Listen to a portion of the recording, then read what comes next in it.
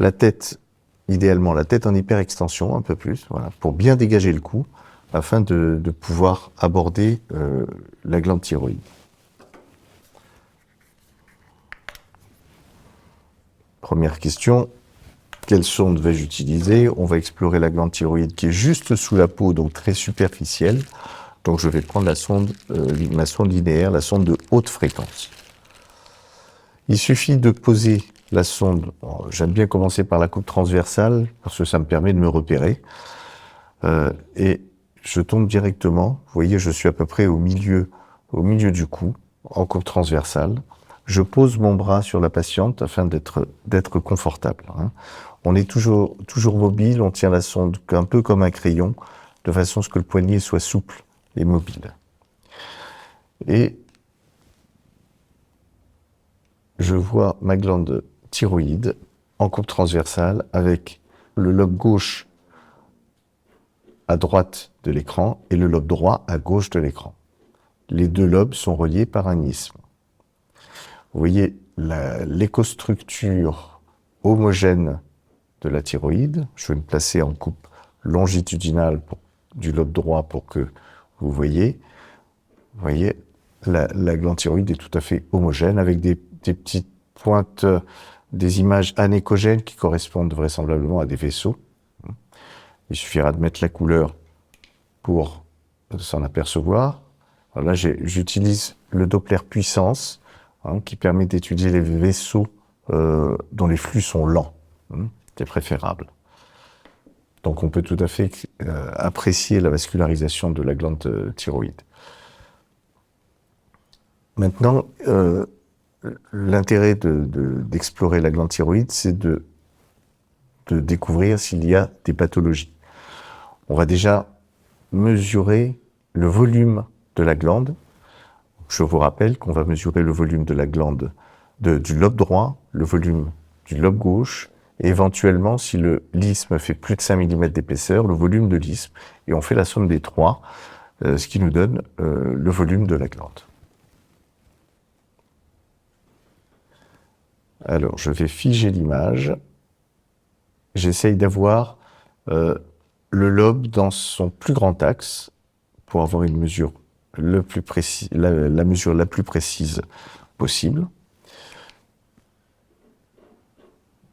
Alors, tout dépend des machines, mais donc pour mesurer un volume, je vais cliquer sur volume et je fais mes mesures. La hauteur, l'épaisseur,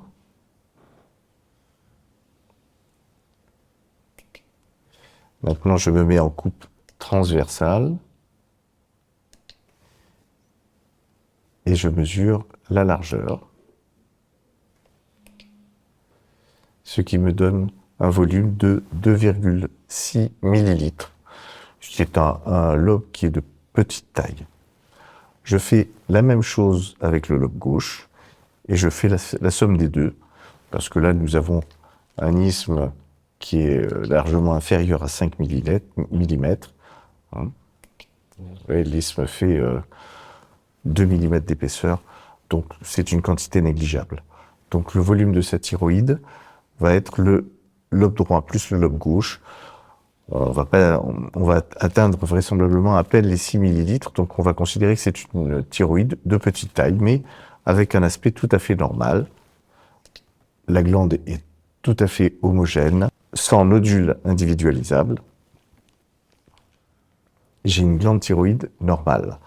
Je vous l'ai expliqué, on termine toujours l'étude de la thyroïde par la recherche d'adénopathie cervicale. Donc je vais balayer le cou à la recherche de ganglions. On en voit un ici, qui a un aspect tout à fait normal, mais ça, c'est l'étude des ganglions qui peut nous le dire. Donc on a fréquemment des ganglions dans le cou. L'important, c'est de repérer s'ils sont normaux ou pas, s'ils sont suspects ou pas. Bien, maintenant je vais vous parler des différentes pathologies thyroïdiennes que l'on va être amené à rencontrer. L'exploration d'une thyroïde, ça va être l'exploration d'un goitre. ça va être l'étude des nodules, ça va être la mise en évidence d'un nodule pathologique, d'un cancer,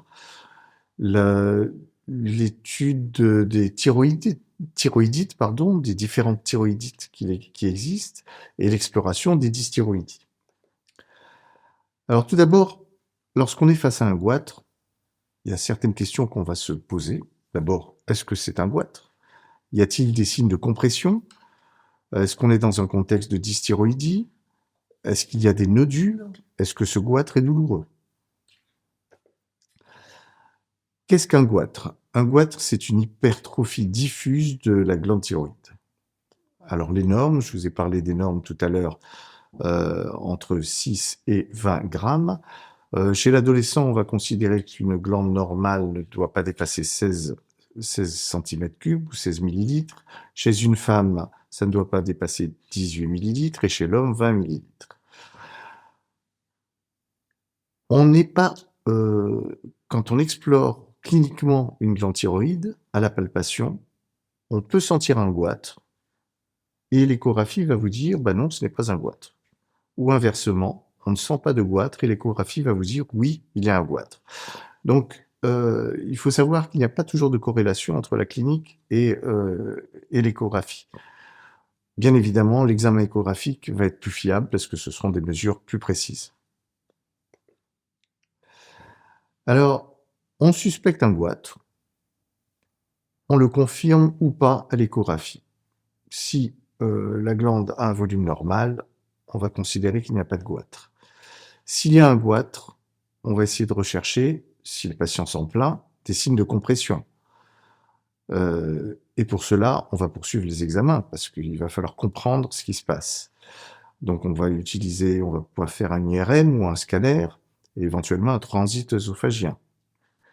Sur cette image, voici une grosse glande thyroïde, qui est d'ailleurs plutôt hétérogène.